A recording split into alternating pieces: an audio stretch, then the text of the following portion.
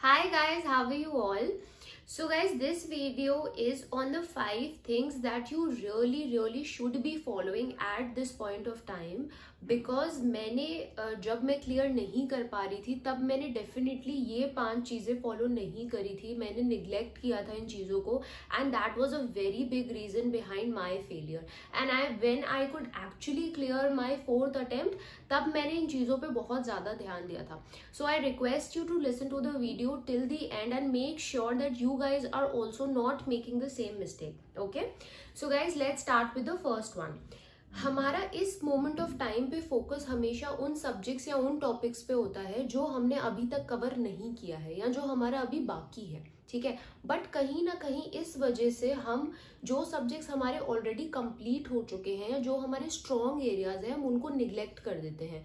So for example, अगर आप कोई सब्जेक्ट या कोई चैप्टर कंप्लीट कर चुके हो और आप उसको 20-25 डेज हो चुका है करे हुए, then this is the time that you should actually pick that subject up या pick that topic up and revise it completely once. Okay, it is important because वरना क्या होता है कि आप उसको 1 महीने बाद उठाते हो एंड यू रियलाइज कि भाई मैं सब कुछ भूल चुका हूँ एंड देन यू फील कि मतलब आप यहाँ के भी नहीं हो, वहाँ के भी नहीं हो, आपका इतना बचा भी हुआ है और जो आपने किया था उसका भी कोई फायदा नहीं होता है. और ये सबको ये चीज़ लगती है लास्ट मंथ में, स्पेशली जब हम रिविजन्स के लिए उठाते हैं. So guys, make sure that if you have completed any subject और चैप्टर और topic, okay, you should revise it once at least after 20 days. Okay, ज़्यादा टाइम गैप नहीं डालना है. अगर आप उसको 1 महीने से ऊपर का टाइम गैप दे देते हो then that is a problem. Okay, so keep that in mind. So the second point is, guys, what we are doing is that we are just going on and on and on with our syllabus. हम पढ़ते जा रहे हैं but हम अपने आप को assess नहीं कर रहे हैं. It is important specially at this point of time कि हमने जितनी पढ़ाई कर ली है क्या हमने वो ठीक से भी करी है या नहीं.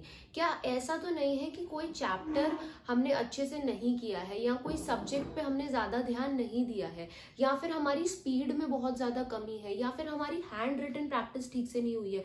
There are a lot of issues जो आपको पता चलते हैं जब आप पास पेपर्स को सॉल्व करते हो या फिर अगर आप कोई टेस्ट सीरीज में जाकर के बैठते हो तो. बट हमारे साथ क्या होता है, वी जस्ट कीप थिंकिंग कि अगर मैं अभी पेपर सॉल्व करता हूँ और मेरे कम नंबर आ जाते हैं तो मुझे डर लगेगा. सो उस डर की वजह से we end up not solving past papers. ठीक है, मेरे से बिकॉज बहुत लोग ये आकर के पूछते हैं कि मैम पास पेपर्स में दे तो दूँ लेकिन मुझे बहुत डर लग रहा है.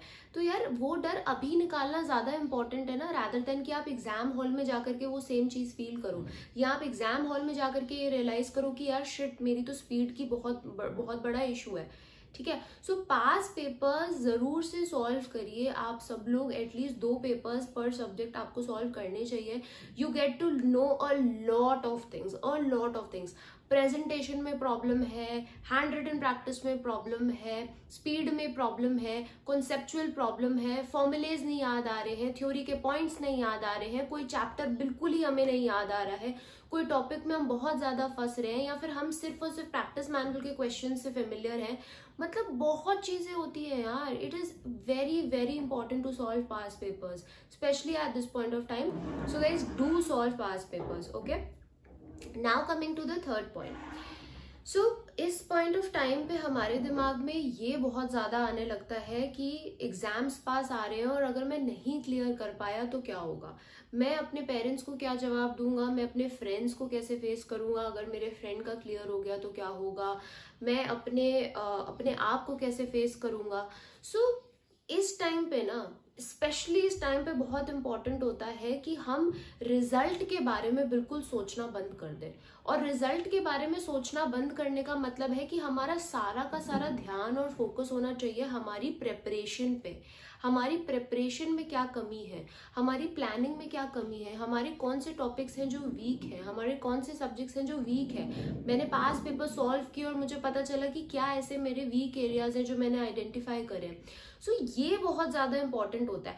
But what we end up doing is the fear of failure. और हम अपने अंदर इतना ज़्यादा उसके बारे में सोच लेते हैं कि हमारा कुछ करने का मन ही नहीं करता है.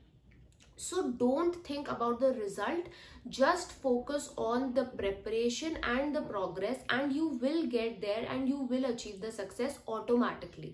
सो now coming to the fourth thing, इस टाइम पे हमारा गिव अप करने का बहुत ज़्यादा मन करता है। मुझे बहुत ऐसे मेल्स आते हैं ऑफ स्टूडेंट सेइंग कि मैम मेरा पेपर देने का मन नहीं कर रहा है, या फिर मेरा पढ़ने का ही मन नहीं कर रहा है। Why is this happening? Specially last month में क्यों होता है? क्योंकि हम इतनी ज़्यादा नेगेटिव सेल्फ टॉक कर लेते हैं कि हमारा बॉडी और हमारा दिमाग काम करना बंद कर जाता है। हम अपने आप से इतना ज़्यादा ये बोल चुके हैं कि मुझे डर लग रहा है, मैं पास होऊंगा या नहीं, मैं सीए बनूंगा या नहीं, मैं क्या जवाब दूंगा सबको। ये सब चीज़ें हम अगर इस पॉइंट ऑफ टाइम पे सोचेंगे तो we will end up in a situation कि हमारा पेपर देने का मन ही नहीं होगा। तो मेरी जितनी भी प्रेपरेशन मैंने पिछले पास्ट मंथ्स और ईयर्स में करी है वो सब 1 मिनट में वेस्ट हो जाती है। सो इसीलिए इस टाइम पे पहली चीज तो हम गिव अप नहीं कर सकते हैं। We have come so far, not just to come so far, okay, we have come till here because हमें एंड लाइन के आगे भी पहुंचना है। एंड गाइज मेक श्योर कि हम सब उस एंड लाइन के आगे पहुंचे। बहुत ज़्यादा इम्पॉर्टेंट है कि हमने अभी तक जितनी मेहनत करी है हम उसको फाइनली क्रिस्टलाइज करें। इट इज़ ओके अगर मैं कल को फेल भी होता हूँ या मैं कल को पास भी होता हूँ, see that doesn't matter, but at least मैं पेपर तो ढंग से दूँ ना। कल को मेरे को ये रिग्रेट तो नहीं होना चाहिए ना कि मैंने अपना 100% नहीं दिया। सो इसीलिए बहुत इंपॉर्टेंट होता है इस टाइम पे कि मैं अपने इस पूरी जर्नी को कंप्लीट करूं बिना गिव अप करे। और जिसके भी दिमाग में सेकंड थॉट्स आ रहे हैं कि पता नहीं मैं सीए कर क्यों रहा हूं या मुझे सीए नहीं करना चाहिए, that is also not right. ये टाइम नहीं है। आप ये सोचो ना, आपने इतनी मेहनत अभी तक इसलिए नहीं करी है कि आप आखिरी महीने में आकर के डर की वजह से अपने ये सोचने लग जाओ कि मैं यहाँ पे हूं ही क्यों। नहीं, ओके। एंड ऑल्सो एक और बहुत इंपॉर्टेंट थिंग, अपना कॉन्फिडेंस अपने ऊपर गाइज रखो, ठीक है। चाहे आपको कोई भी आकर के कुछ बोले, आपके पेरेंट्स आपसे बोल रहे हैं, आपके फ्रेंड्स आपसे बोल रहे हैं, अगर कोई फ्रेंड आपको कॉल करके बोल रहा है कि मेरे 3 सब्जेक्ट हो गए हैं लेकिन आपका खाली 2 ही सब्जेक्ट हुए हैं, तो अब आपके पास 2 ऑप्शन है। या तो आप ये बैठ जाओ सोचने के लिए कि यार उसके तो 3 सब्जेक्ट हो गए, मेरे ही सिर्फ 2 सब्जेक्ट क्यों हुए हैं, मुझे तो लग रहा है मैं पास ही नहीं हो पाऊंगा। या फिर आप ये सोचो कि मेरे जो 2 सब्जेक्ट हुए हैं मैं उसमें बहुत ज्यादा कॉन्फिडेंट हूँ कि अब मेरे को उन सब्जेक्ट्स पे ज्यादा टाइम नहीं देना पड़ेगा।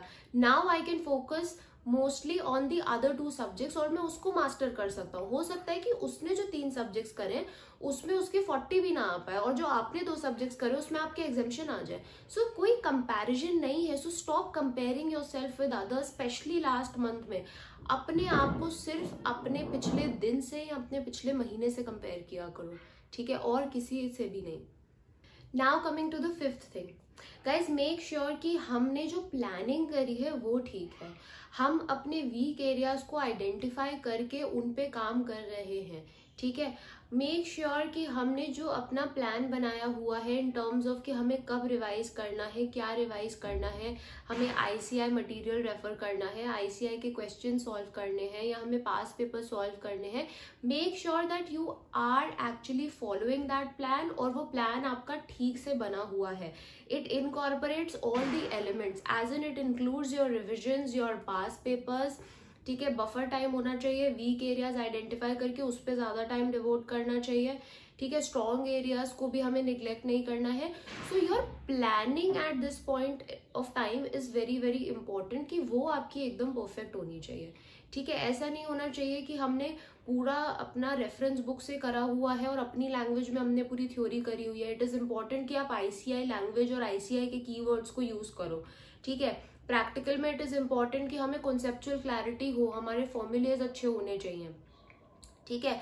सो ये सब जो एक बेसिक चीजें होती है ना एक प्लान की, वो बहुत इंपॉर्टेंट होती है। मेक श्योर कि आप जो लास्ट रिविजन कर रहे हो उस लास्ट रिविजन में you are also marking out the questions which you think that you will be looking at 1 day before exam, ठीक है। सो ये सब कुछ बेसिक चीजें हैं that you need to keep in mind which is very very important, okay. So guys that was all for this video. Thank you so much for listening. In case अगर आपको कोई भी इशू है, problem है, you can any time guys just feel free to mail me, okay. I am dropping my email ID below in the description box. आप मुझे किसी भी टाइप की क्वेरी का मेल कर सकते हो। I will try to answer as soon as possible, okay. So don't worry, guys you all can do it, बिल्कुल भी टेंशन लेने की जरूरत नहीं है. डोंट थिंक कि आपसे नहीं होगा या आप केपेबल नहीं हो. We all are the same, we all can do this. Okay, God has given the same brain and same body to all of us, so I'm sure we all will be able to achieve this. Okay, so all the very best, and guys please don't forget to share this video with your other CA friends. Okay, so thank you so much, and don't forget to like and subscribe. Thank you.